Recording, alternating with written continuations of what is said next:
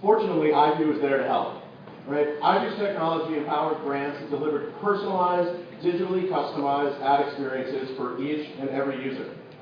What am I talking about? I'm talking about this.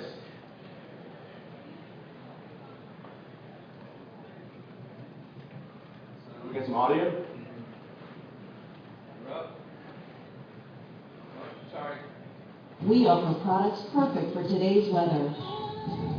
Check out these great prices on women's apparel, ideal for a day like today. Drop by your local Target store right here to find more great products at everyday low prices. I'm going to do that one more time. I apologize. It looks like this.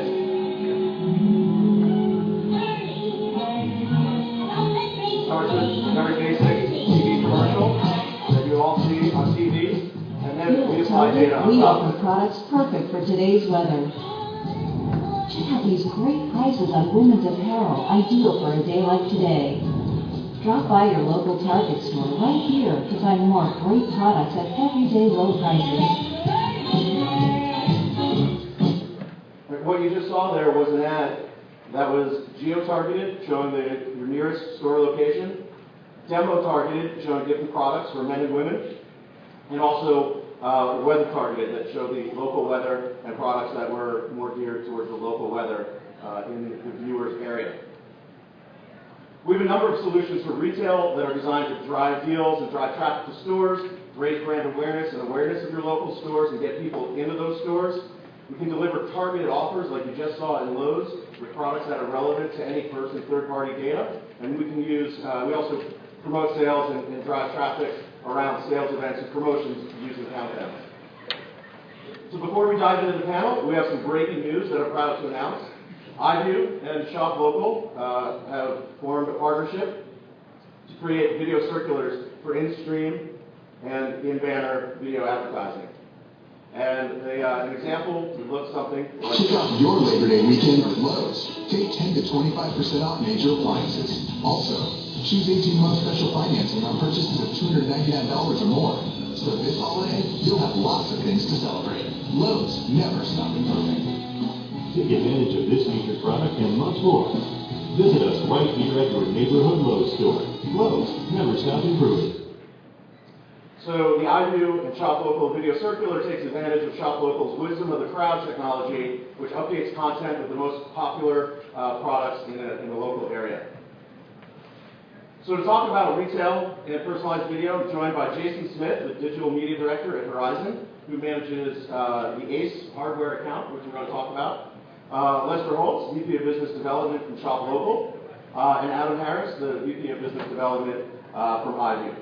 And I'm going to slide over. Gentlemen. Try this one. Gentlemen. So I'm going to go right down the line with a very high-level question first for everybody. Lester, let's start with you. What are the biggest challenges that your clients, retail marketers, are facing when it comes to using online video? Well, primarily, just a little quick background on Shop Local for those that don't know. We work with a lot of the major big box retailers to host their online circular. So that means we have the local version content across the country down to a store location. So when it's come to video up until this point, it's made it very difficult. There's a lot of, on the far end in the home improvement category, there could be literally 400 versions of a weekly ad in a given week on a Sunday that drops in the newspaper. So it makes it difficult to pull out a national offer to put into retail. And since we're really just about the local store information up until this point, it really hasn't been an option unless you maybe put it into in this rich media player or something in that sort of format. But to actually have it in the video, that really didn't exist right now. So that's why it was just a good step for us to partner with iView, since that could be put right into the video. Adam, why don't you take your iView hat off and put your industry hat on for a second? You've been around. You dealt with retailers and a number of vendors. What do you see as far as the challenges for retailers? I mean, the retailer fundamentally has the challenge of national assets that have the ability to make them relevant for each and every viewer. So whether we switch from video, for for a second. There was a great evolution, which was the dynamic ad when it came to display. We were able to pull in relevant products and relevant price points and then optimize those. Now, what the next frontier, if you will, is kind of video, where also there are great national assets, but they're being repurposed, right? And that's pretty good. The same way that building, an expandable banner, or a fat boy 5 years ago was pretty good. But ultimately, what you want to do is you want to make sure that you get the right message and the right product in front of the right user at the right time, which means, in English, you want to get more people into the store, so they need to know where the store is, and you want to show them products that resonate with them, so they buy more, you drive more stitching at the register. Those are always the challenges, and they don't change whether you're looking at display, tablet, video. Jason, you're our non-shield on the stage.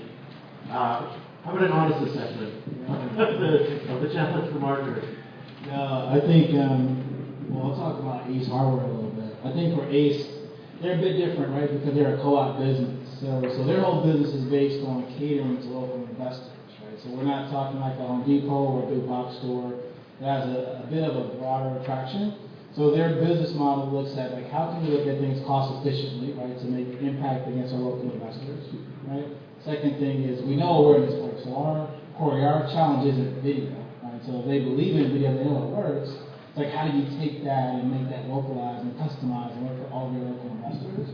So I think that's probably our biggest challenge. It isn't so much about why use video. It's more about how do we do that in a way that actually provides equity to all of these local co-op guys, all these local investors that really drive the Ace Hardware business.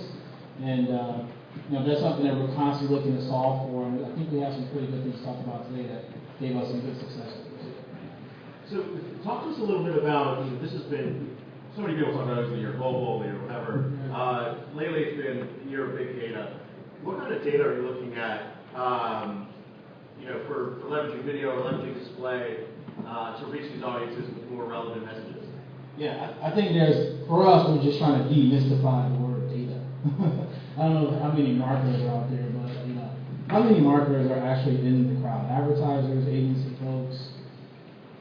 Okay, don't be shy. Never do that. Don't be shy. But I think what happens for us as marketers is we're constantly in meetings where we're having conversations around this word data, and it's just like, what is it? There's tons of offline data. There's a host of online data you can use. There's cookie-based data. The gamut runs, from A to Z. So we're trying to figure out what data makes the most sense. And I'll say if there's one interest point for us, Corey, it's probably around how do we activate social. Right? That's a piece of data that I think we're really trying to get our heads around. Right? So that's a real-time conversation. That's real data. That's customers that are talking back to you. And as a retailer, if you can remove all of the scientists and actually talk to real people, I think that's what you want. So that's probably our biggest challenge is how do we incorporate the strength of social data into what we're trying to do, especially on video. So that's a great segue to you, Lester. Tell us a little bit more about Wisdom of the Crowds and how that works. Sure. So because we host the weekly ad site for the retailers we work with, like Walmart and Staples, etc., we have an algorithm that's constantly running on the page.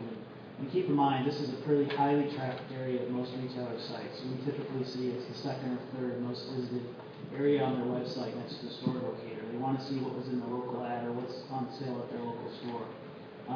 So based on that, we run tracking on if somebody rolls over an item, they click for more information, or the highest level of ranking is if they click to buy online.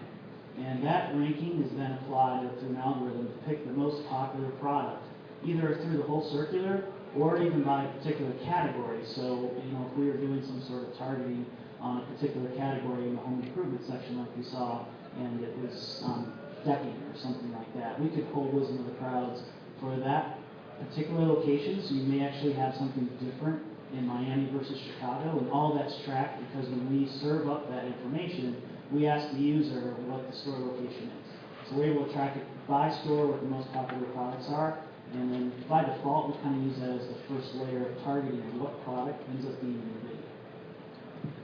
Or if I can chime in. Please, bring it on. It seems to me, data, huge problem. products, a huge problem. I've been doing this for a little bit, and kind of the key to all of this and the mix is to get really, really great media, right? Which has your geo, has either your data from your DMP or if you're doing DSP buying, all the alphabets too. That's great, but the key is to take that data and then bring it into whatever creative it is that you're doing. If it's video, make sure that video is relevant to the media that you're buying. If you want to use social data, great. Bring the social data, figure it out, whether you're working with one of the media providers or you're bringing your own version of it, bring that directly into your creative. And then use that, whether it's as simple as age, gender, and geography, which are the three biggest and the most readily available, or as specific as I'm really, really favorable toward Ace Store 1907, or I hate Ace Store 1907, whatever that data is. Pull that and make a meaningful message, make a connection, make it, a one-to-one connection with that individual. And then, from a shop local perspective, pulling the products which speak to that type of user. As a marketer, you have 50 years of offline data. Some of you even have more than that. Some of you only have 20, but that's still pretty darn good data. Use it online. Be smart about it. Don't just rely on thinking that you're starting from the beginning. You can use everything you know. Use the freestanding inserts or even product feeds straight from your sites if need be, and just make really relevant messages which match your creative. Or the match should be rather than 1 + 1 = 2, it's a 1 + 1 = 3. You get the great creative, you get the great data, you put them together, and you get more out than what either of the two could get you independently. Jason, what about the actual brick and mortar retail objectives? I mean, every retailer has. It's easy to sell something online, almost, right? E-commerce is easy. It's easy to attribute a conversion to. But you've got real brick and mortar challenges for ACE. What retail objectives do you have that you try to use online for? And how do you measure the success of them when it comes to brick and mortar? Right, that's a good question. So I think what's happening now from a very subjective perspective is that it's very difficult to measure offline results, right? So it's just a challenge, and I was talking with Lester a little bit about this earlier, right? So I think there are a number of data partners that are in the marketplace now that do offer a pretty solid case around taking existing offline purchase data and then mirroring it on top of activity that we have with our current customers, loyalty customers, existing shoppers, et cetera, and then trying to find that balance. So that's part of what I think is a challenge for us, but we're seeing some success. And of course, I think the other part is really much more simple. It's just trying to understand what the media mix looks like, right? So we're still in the phase where, we are trying to move our advertisers from just talking spending on video or spending on digital and trying to understand what that volume looks like and how much should be allocated against certain channels to drive and really, produce results for them. So that's probably the way that we're looking at driving offline results. It's certainly not a very tangible one-to-one connection. There's tons of proxies. Anyone in retail knows the term IVAs, intent to visit actions, all that good stuff, right? But I think we're also trying to use that leverage to really help us diversify our media mix. I want to come back to the media mix in a minute. But Lester, what about from the shop local perspective and the actual brick and mortar retail successes? How does that work for you guys? Well, primarily it's put us in a bit of a tough spot until recently. Most of what our online circular does is driving people into the store, so it's been hard to make that connection. And as retailers continue to address the drop in circulation for newspaper, which is primarily where those dollars are spent, they're trying to find ways to bridge that over to digital, but then you're stuck if you can't show that it's actually moving sales in the store, then the money's not moving. And so, you're still stuck in your models. But recently, with some studies we've done, usually we don't actually own any media or whatever. We usually partner with somebody, whether it's a Yahoo or one of the portals, to partner with the Nielsen HomeScan Catalina or with Datalogix or some of the others that are out there that can see they were exposed to the ad online, they saw the weekly ad content, and that definitely seems to drive results into the store. They may not actually click through a lot of times because all the information they need is right in the ad unit, whether that's in rich media or on video, and then they'll just create a shopping list or they make a note of it, or just that might have been the impetus to get them in the store and then they bought more stuff. I think every retailer wants to get people in the store because it's like how can you walk out of Target spending less than $100, right? I mean, let's just get some eyeballs or something. So they want to get you in the store. So that's where we're seeing, just in the last couple of years, is that online behavior is being able to match in store. We're starting to see a big upswing. The number of impressions we see delivered through rich media or now mobile and video is really starting to pick up as well. So attribution continues to be a problem, at least for the foreseeable future. It's going to continue to be fuzzy.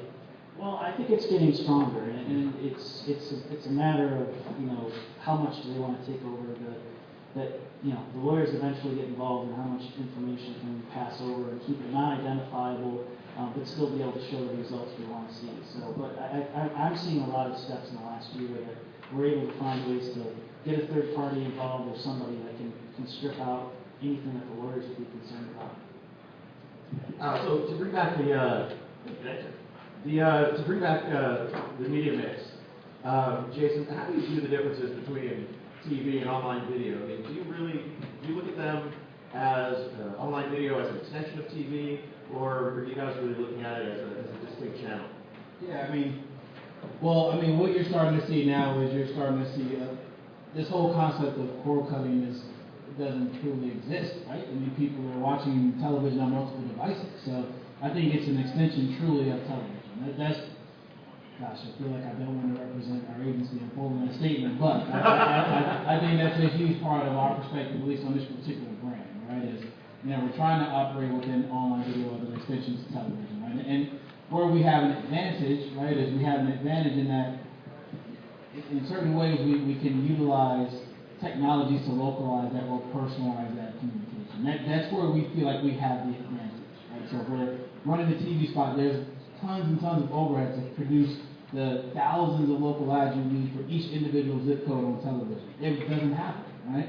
So if we can find a way to create that extension online, but then also have a way to localize it or make it feel a bit more personal, like that's just cost efficient, right? So there's dollars and cents here. There's bottom line conversations that we have to have, and there's only so much money you can spend on creative, no matter how fascinating it is, right? So I think that's a big part of the way that we're approaching our online video extension. So good segue. I'm going to plug your ad right now.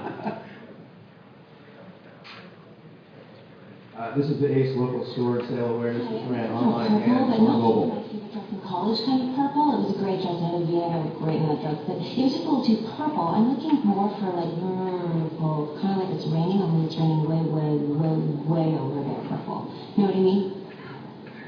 Yeah, something you could live with for a long time. Come in this Saturday and get a free quart of Clark & Kensington paint and primer in one. Available right here at your local Ace. Ace, the helpful place. Can I talk about that for a second? Absolutely. Okay. Derail us a little bit. All right, so I do want to give a little bit of background on that particular campaign, and it kind of ties back to your question about how we approach video, right? So from a brand perspective, that campaign is about a new initiative for Ace Hardware, and it's called Find Your Soul Paint. Concept being exactly what you saw. So the act of buying paint, it feels almost like a very intimate experience, right? So you're not just looking to buy the cream white or the hunter green, right? You want to get something that feels like you can connect to it. And that story is told a lot better through video, 15, 30-second spots, some degree 60s, if we can make that work, right? So, but then again, we got to look at actual product presence within stores. So like, how do you have that conversation and then tie that back to inventory sources, right? So if you're telling people to go engage with the product, and if that product doesn't exist within that store, that's a very disappointing experience, right? So I think that's a big part of why we chose to take that approach with this particular campaign was new product, paint was huge, new initiative, very connected, and then we definitely didn't want to lose customers along the way if we're talking about a product that actually doesn't exist within that local area. So I just wanted to add to like why that made sense for us and why that good jazz. That is good jazz, and you're the client. You can jump in with any aside you want. I'm going to ask Adam and Lester about sort of the granularity of the data that you guys provide, and then go back to Jason with sort of how actionable that data is. So Lester, start with you. How granular are you getting on a product and in-store basis? A lot of it depends on the retailer, so it depends on how many versions they may do across the country. I mean, in some of the consumer electronics stores, they may have very few versions across the country. On the other end of the spectrum, spectrum, there's grocery, drug, where there are literally 400, and there can be 400 items in the circular and 400 versions of that particular circular. But our database is tied down to specific store locations. So before you start the experience, we're either going to do a reverse GIP lookup on where you're at, or you're going to be required to put in city, state, and a zip code. And then our system will pinpoint what's the closest store near you. So you're always going to have that store location information. We'll have the city, state, the address, the phone number, and then it's the stuff that was, in that local store. So it can be in some clusters in a DMA where there's a CVS or a Walgreens on every corner. It could be down to a few blocks, difference in version. Adam Plugger reporting. Okay, Corey, I will in a minute. The bigger question is about data here and how you can use it. And the answer there is first it depends on the channel. More data available online, a little less available on mobile, very, very sparse on connected TV. So that's one layer of it. But the key here is whatever data it is that you can pass either from a publisher or we can bring from a third party or bring from a DMP source which you might have, or whatever data provider you want us to work with. Generally speaking, in a video execution, we can do that for you as a company, Dave. But that's not really the key here. The key is how do you make it actionable, and that's really what comes down to reporting, which Corey wants in the plug. What we've done is we've spent a lot of time on our reporting system, and we're able to report down to the store level, but even beyond that, down to the specific product which is in the ad unit, down to the price point. And we can pull in whatever targeting data you're going to be using. So men versus women, income brackets, DMAs, zip plus 4s, you name it, we're able to work from all of them and then report on it. And since we're vast, it was primarily vast, we get the standard vast reporting. So that's the quartiles, the impressions, the clicks, and the completions. We can also throw interactive buttons on it for you too. That might cut down a little bit on your media mix.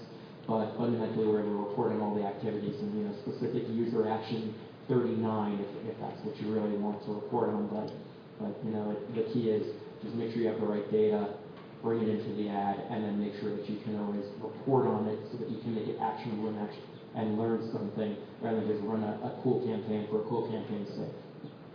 Jason, we're swimming in a sea of data. How do you cut through the noise and get to the signal of something actionable? What are you looking for out of your online advertising in general, and then your video in particular? Yeah. I think it requires a really, really strong connectivity with your brands. It really does, right? Because we asked the question earlier about how do you look at performance of offline purchase activity, and unfortunately, that's data that us as digital marketers, as an agency, we don't have access to all of that data, right? So I think a big part of it, Corey, if we're looking at the tons and the huge sea of data that exists from online purchasing, trying to create a really strong alliance with your client, where you're getting a look at what their offline performance looks like, and maybe to talk a little bit about what proxies are actually indicating the results. That's probably the best approach for us. So with all that data, do you think brands and agencies are really prepared right now or equipped to leverage all of the targeting, the data that's being sort of dumped on them by this era of big data? Right.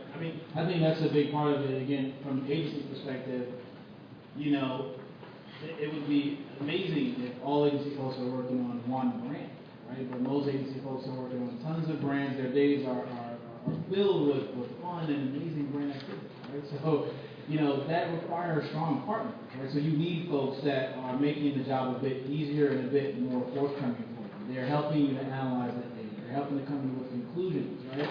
One thing that we don't want as marketers are, like you mentioned, this sort of bucket and almost lottery of sorts of just random data, and it's like go fend for yourselves, right? So I think how do we navigate that? We really lean pretty heavily on strong publisher partners to help us do that, and also strong data partners as well. That's a critical part of it. Were you doing dynamic display before you guys got into dynamic video? Absolutely. So you guys sort of got your chops there. Yeah. Now, Lester, you guys were also very heavily involved in dynamic display with the graphs. Yeah, we look for a lot of different ways to help the retailers push this content out, right? They've gone this long process to get it into print. It's gone with the merchant teams. They've decided what price points it's going to be at.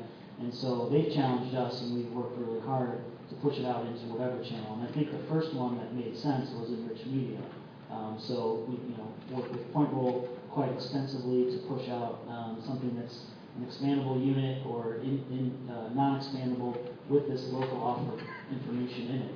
I think the sweet spot where it became a real easy thing for the retailers to get on board about is because it's dynamic, they don't have to, this is new content every Sunday for most of them. And it would mean trafficking tons of new spots or new creative for rich media, for example, on a weekly basis across each DMA. And this makes it just a turnkey. You have one media plan and the right local information pulls in automatically via our API. So that hurdle of seeing a nightmare of all this creative having to be trafficked kind of went away, and then people started dipping their toe in the water. We're running quite a bit of impressions right now through Point Roll. Excited to be extending this in video and see where that goes, and we've had some good success so far.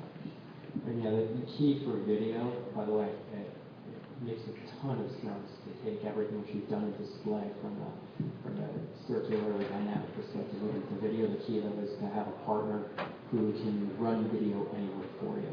That's really, you want it on mobile, you want it on your tablet. Eventually, you're going to want it on your connected TV. You're going to want it in a standard integrated player. You might even want some banners. But as we all have seen over time, whether it's banner blindness or rich media interaction rates, I'm a rich media guy by my original training. The numbers go down. Inevitably, interaction rates go down. Whether you want to talk about brand time, dwell time, all the good metrics, they go down over time. Video is something where you have a captive audience. It's a lean back experience. It's something which, to me, if I was in the marketer's shoes and wanted to expand the way which I can get at customers, knowing that the freestanding inserts in newspapers, the circulation is going down, video is the next frontier. It's really a great place to just take everything that you do, move it across the board, and just expand your reach and your penetration. Just do it in a way where you can hit any screen at any time. So I have a couple of serious questions I know time is sort of starting to run down. But I want to, if anybody actually has questions in the audience, your questions are super important to us. If you have them, we want to hear them before I ask for my silly questions. So feel free to raise your hand if you have a question. Right here in the front. John Osborne from TV The Next Generation. Hold on. 1 second. Run, Whitfield, run. We're gonna cut you kind of short. You got time for one or two tops. Yeah. Got it. John Osborne from TV The Next Generation. I wanted to know whether at this local level you guys are distinguishing between user-initiated video and autoplay kind of video. Who wants to take that other than autoplay? Product question, or is it's more of a product question, right? It's with RTV and demand-side platforms and stuff like that. Is it important for you as representing advertisers to make sure that the user has initiated the video, or whether it's just running over here and they might not see it? Is it important for you? Can you track? Right, fair enough. Okay, thank you. So from an advertiser perspective, this kind of goes back to the question Corey asked me about earlier, which is how are we using video to complement or extend television? So I think there's two answers to your question. One of them is there's going to be scenarios where we're literally looking to create an extension of our TV box, right? And we want to try to make that become more of an autoplay experience, right? We're just trying to create awareness brand messaging, right? The last thing we want to do is add an extra layer to that communication, right? Then you're right, then there's going to be secondary components where you can use video as certainly not the most optimal and efficient DR component, but there's going to be times when we look at video as more of a direct response component. And yes, in those experiences where we can get sort of a click to play, or we can actually ask you to take an action first, that gives us really quality metrics out the gate. That gives us an opportunity to optimize between different messages, what's actually driving people to take that action, similar to what you see from a display campaign, right? So I think the objective of the campaign does dictate a bit of how we use that type of approach, if that answers your question. So the last question I have for you guys, I want y'all to sort of comment on Q4's biggest event, Black Friday, Cyber Monday. Lester, what are you seeing from the shop local side? How big was Black Friday for retailers from what you guys see? The trend has been enormous for people checking.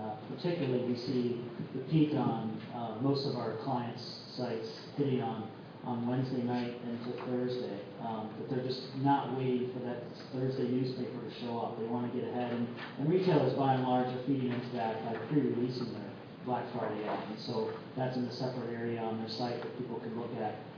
But what we'll see a little bit more of, I think, this year is starting to actually, where that existed on their site before, now they're looking to push out those Black Friday deals earlier in the week on Monday or Tuesday when people are surfing the web at work and putting that into media instead of just relying on traffic coming to your site. Jason, you want to comment on Black Friday from an A standpoint? For your My other retailers? only comment, I know we're calling time, my only comment there is just, you made a great point, Lester, in that retailers, it's very competitive and the timing has changed. Black Friday is to some degree, it's almost sort of obsolete. I mean, Black Friday is happening next week for some advertisers, probably now for some. So it's just a new world where I think our retailers are trying to get out there as early as they can to create a bit of a new sort of sale initiative that combats the clutter that happens around Black Friday. And it's an interesting time. Yeah, take the sneak peek, which most of you are probably doing, put it into your ad, make it really relevant, rotate through the products, and just have a great experience. And then as it comes up, count down to Black Friday when it's actually on sale, and then after that, you'll count down to Christmas, and keep pulling more and more products which are more and more relevant for anyone who's on your list directly into your video. Perfect, great campaign. So I want to thank Jason, Adam, and Lester for joining me on the stage. We are ID, we have a booth right outside. Come see us so we can personalize for retail and every other vertical. Or stick around and see Peter and me and talk about the IAV Video Rising Stars, which IAV is doing.